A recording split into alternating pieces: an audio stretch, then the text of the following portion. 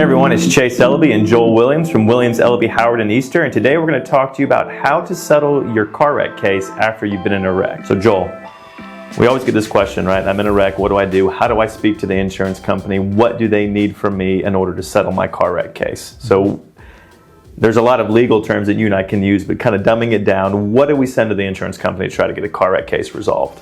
All right, so what we as lawyers would send, I think it's going to be a little different than what an individual that's been in a wreck would send.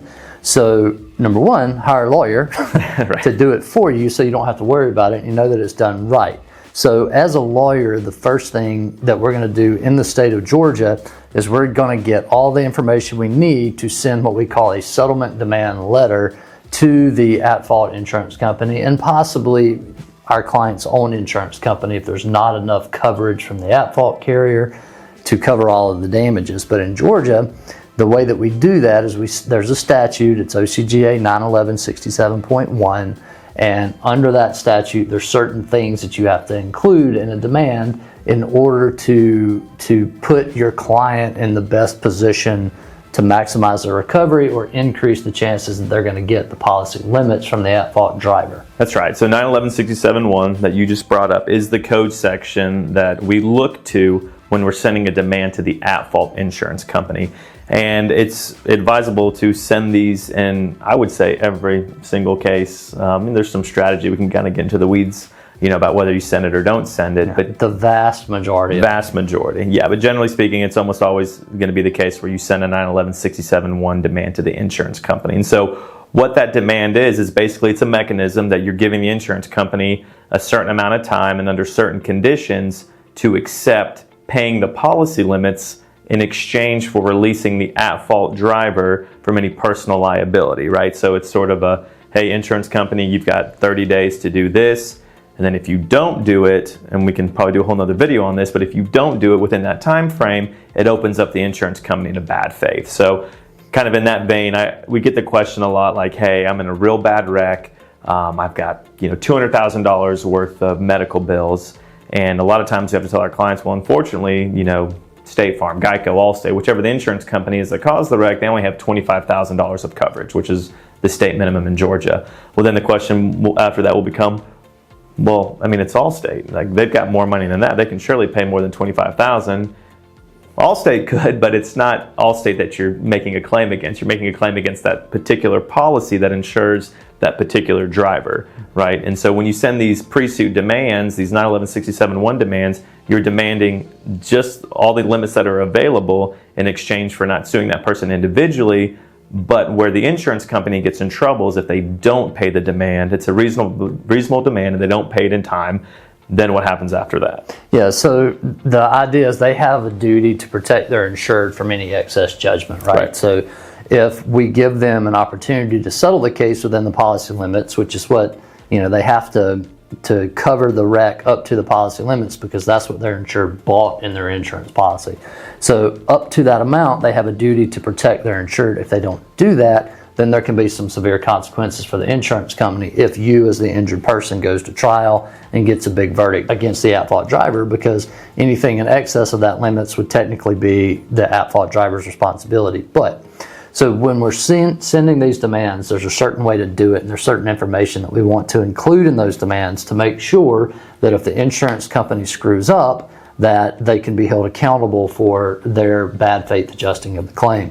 So at its most basic level, you're going to include statutory language from 911-67.1.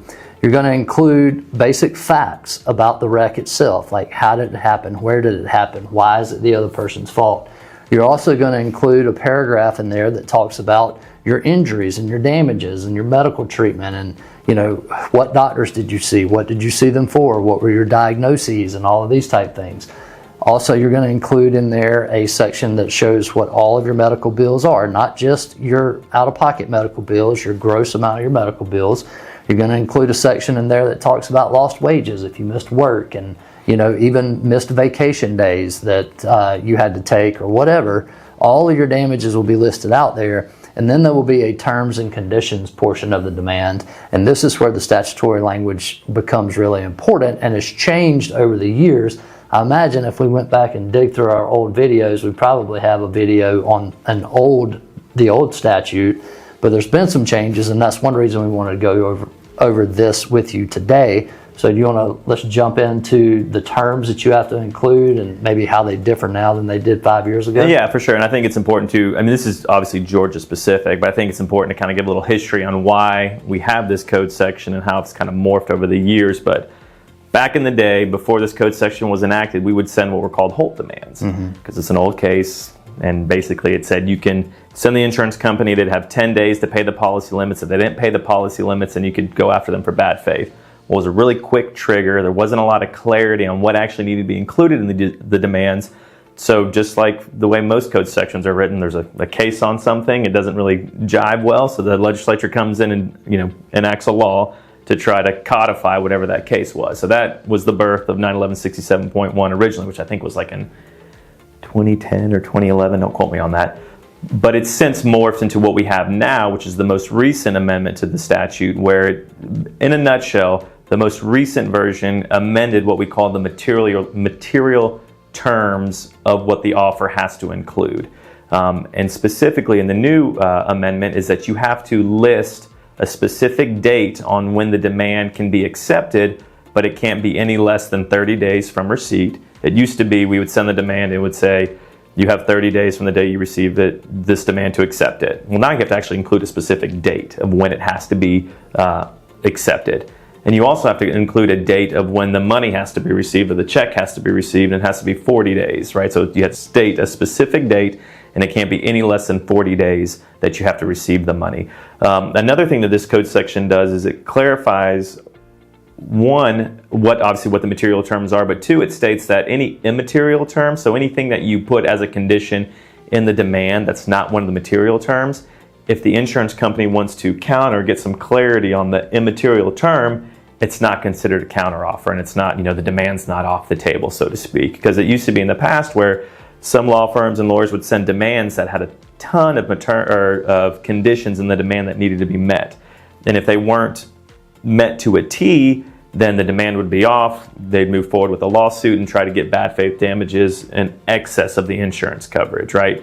But this code section tries to eliminate that by saying, these are the material terms. Anything that's immaterial that you seek clarity on is not a counter offer or counter demand.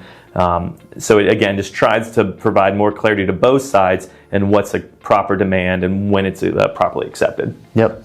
And you can also ask for, in the old statute, you could require the insured or the at-fault person to provide an affidavit saying that they didn't have any other policies of insurance that would apply to the wreck. Now it's changed where you can ask the insurance company for an affidavit saying that they're not aware of any other liability policies that would apply to the wreck.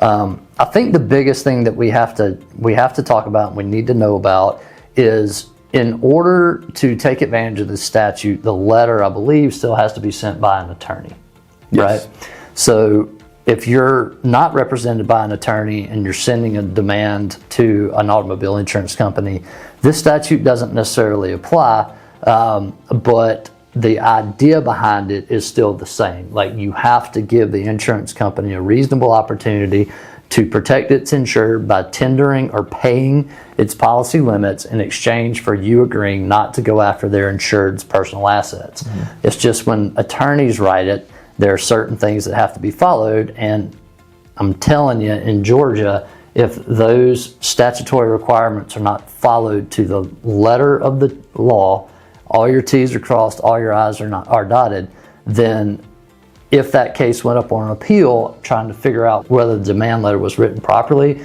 our Court of Appeals and our Georgia Supreme Court are more likely than not to say that it's invalid if it's not sent under the strict language of the statute. Right, and I think the new amendment kind of has that, ethos, if that's the right word, to this new amendment, meaning that it sort of, again, levels the playing field, so the insurance companies know what the material terms are and know what they have to accept, and it kind of takes out some of the gamesmanship that you've seen in the past of, maybe setting traps and trying to get them to do one thing and then they try to get clarity. It's like, oh, you rejected the demand. So yeah, it's super important, especially with this new code section, that you follow the law specifically, that it's sent as it needs to be sent, that the dates are correct, that you actually have exhibits and attachments to support what it is you're saying. One of the iterations of the amendment, or sorry, of the law that's been amended was that it used to be where you could just send the demand, give 30 days or whatever it might be, but then they had to amend it to say, well, you actually need to provide support, right? You can say in the letter, I've got a $5 million emergency room bill, but if you don't send the $5 million emergency room bill and they don't accept it, you can't turn around and say, oh, you acted in bad faith, I told you it was $5 million. So you actually have to support it. But yeah, going back to your point, you definitely need to follow the law very, very closely, very specifically in order to have a valid demand. Yep. All right, so all in all, if you're an attorney and you're going to send one of these demands, make sure you read the new version of 91167.1. If you don't have an attorney and you're demanding a certain amount from an insurance company in a car wreck in Georgia, just remember the general principle that you have to give them an opportunity to settle the case within their policy limits, which means you need to know what the policy limits are, and they have to tell you in Georgia. And that's another reason it's good to get an attorney, because they know how to make the insurance company tell you what kind of coverage is available. But you have to give them that opportunity. If they take you up on it and they say, yes, we'll pay, we'll meet the terms of your demand, then that portion of your case is settled. Now, you may have another claim against the UM carrier, but that portion will be settled. If they don't pay it and then you go get a verdict against their insured for an excess amount, then you're definitely going to need an attorney, because there's a whole another lawsuit that comes into holding the insurance company accountable for not doing the right thing by their insured when they had the chance to do it. So yeah. Anything else on 91167? Yeah, I mean, I could talk about this topic for days, but if you've stuck with this video this long, kudos to you. But no, I think we pretty much hit a lot of the highlights of this new code section. I think it's obviously just very important, if you get to this stage or you have an injury, to call a lawyer, talk to them, talk about your options, and make sure the lawyer knows how to send these type of demands. Yep, and drive right on past those billboard lawyers, flip the channel on the TV commercial lawyers, get on your computer, do some research, and do some interviews for lawyers that you feel you're comfortable with, lawyers that appear to be qualified and know what they're doing, because it's one little bitty step. If they screw it up, if they've got 10,000 cases, they're more likely to screw it up than if they limit the amount of cases they have. So, not saying you need to hire us, but you need to hire somebody that knows exactly what they're doing when it comes to writing these kind of demands after a car wreck in Georgia. But either way, we hope this video has been helpful to you. If so, give us a thumbs up, hit that subscribe button, and we will see you next week. As personal injury lawyers, we love what we do, and we're happy to share the experience we've gained in personal injury law. To help our family, friends, and YouTube subscribers, we've shared over 300 personal injury videos covering various injury topics. So if you'd like to gain more knowledge that may help protect yourself or a loved one when they're on the roads or out in public, check out our channel or view our playlist of shorts for quick personal injury tips.